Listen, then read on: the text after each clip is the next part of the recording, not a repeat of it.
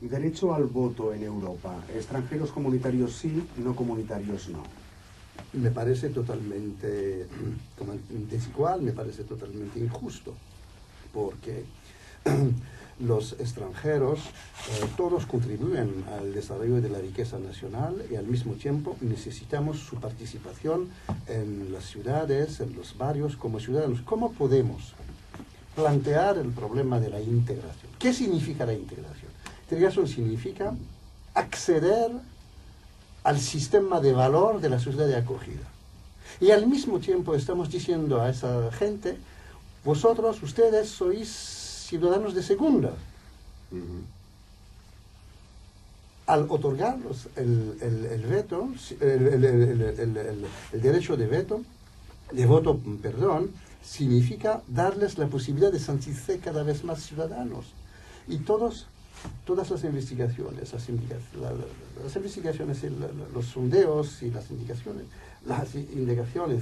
hechas en un país como Holanda, por ejemplo, en Alemania, demuestran que cuando existe el derecho de voto, la gente, después de usarlo una vez, dos veces, pide la nacionalidad y quiere volverse directamente ciudadano, porque dicen votar únicamente a las municipales y no poder pronunciarse a nivel nacional, eso es un problema. Y esa gente, es decir, plataforma a la integración. Es una plataforma absolutamente imprescindible a la integración. Políticas de integración y no de retorno, eso está claro. Si estamos de acuerdo en la imposibilidad de realizar expulsiones masivas, ¿qué pasa con los extranjeros en situación irregular que no tienen intención de irse? Todo depende de la situación.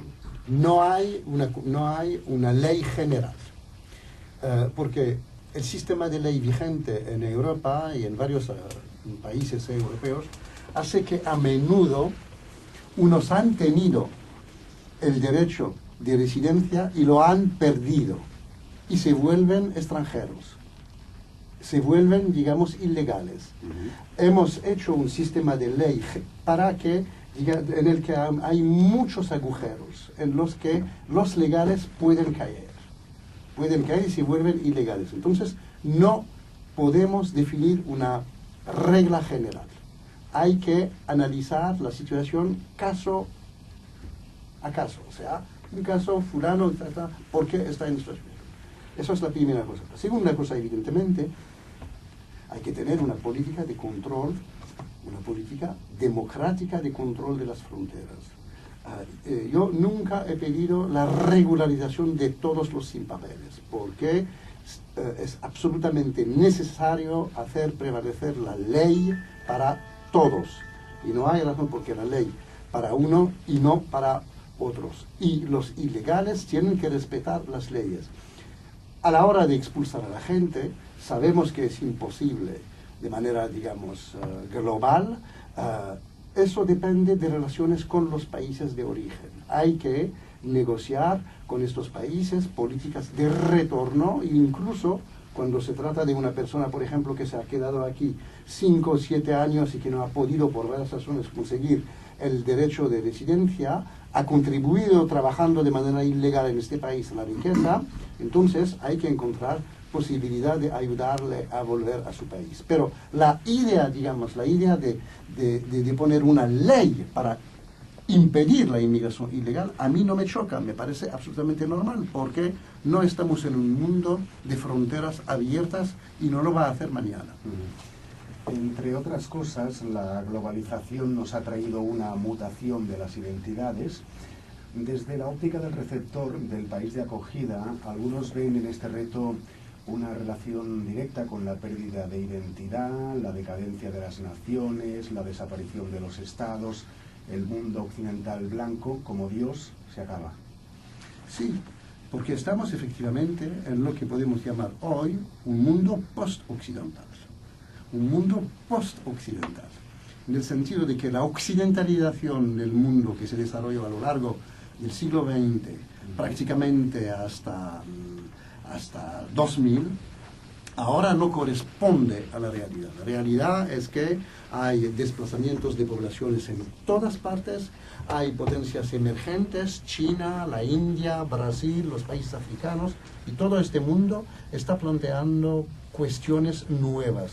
Nos dirigimos hacia una mezcla identitaria cada vez más importante, y este libro, La Europa mestiza, intenta demostrarlo, intenta demostrar que el mestizaje étnico ya está muy avanzado. El problema es saber cómo desde este mestizaje étnico podemos construir una sociedad común, una sociedad en la que las diferencias pueden coexistir y fundirse en un sistema de valor, que sea un sistema de valor del Estado de Derecho, de ciudadanos, y que comparten entre ellos valores profundos de convivencia y de solidaridad. Eso es el gran reto. Étnicamente ya se ha hecho y se va a desarrollar.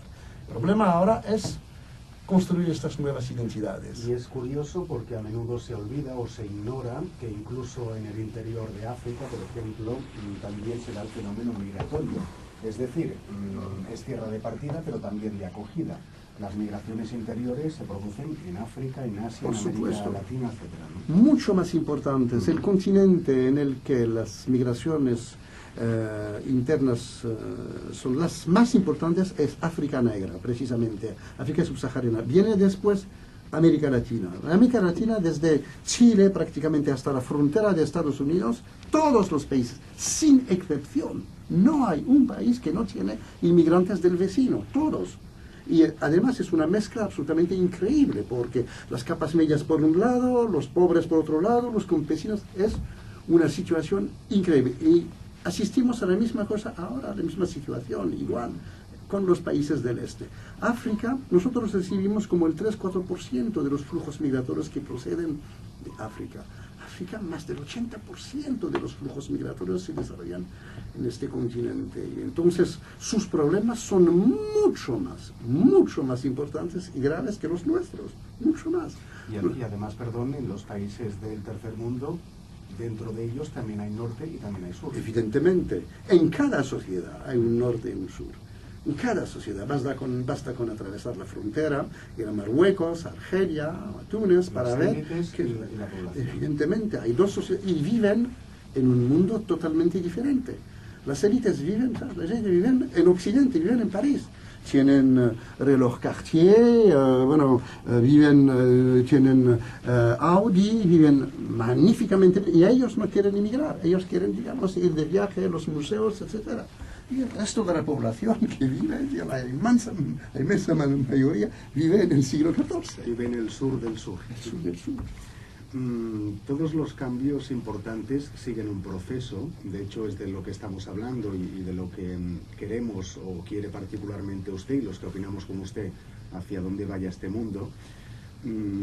Digo que todo requiere un proceso, todo el mundo conoce a Obama, pero no todo el mundo conoce al alcalde de Pirán, en Eslovenia.